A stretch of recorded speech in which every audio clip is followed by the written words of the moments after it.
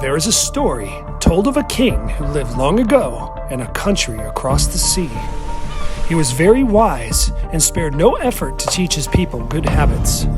Often he did things which seemed to them strange and useless, but all that he did to teach his people to be industrious and careful.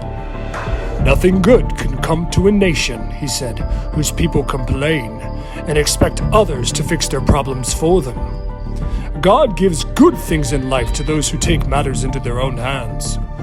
One night, while everyone else slept, he placed a large stone in the road which led past his palace. Then he hid in a hedge and waited to see what would happen. First came a farmer with his wagon heavily loaded with grain, which he was taking to the mill to be ground. "Well, whoever saw such carelessness?" he said crossly as he turned his team and drove it around the stone. "Why don't these lazy people have that rock taken from the road?"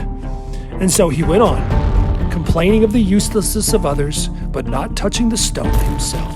Soon afterward, a young soldier came singing along the road. The soldier did not see the stone, but struck his foot against it and went sprawling in the dust.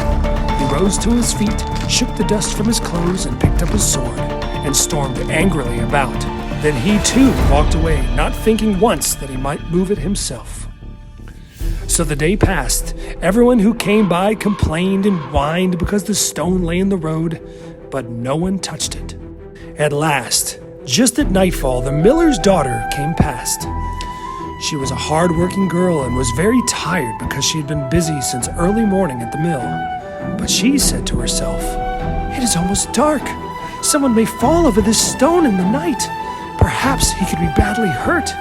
I will move it out of the way." So she tugged at the heavy stone. It was hard to move, but she pulled and pushed and lifted until she moved it from its place at last. To her surprise, she found a box underneath. She lifted the box. It was heavy, for it was filled with something.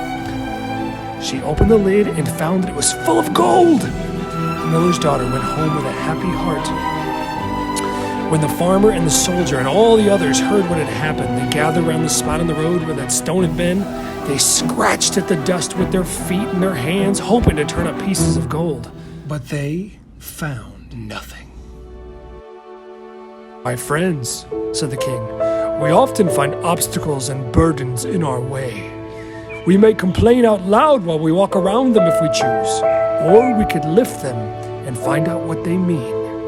Disappointment is usually the price of laziness." Then the wise king mounted his horse, and with a polite "good evening," he rode away.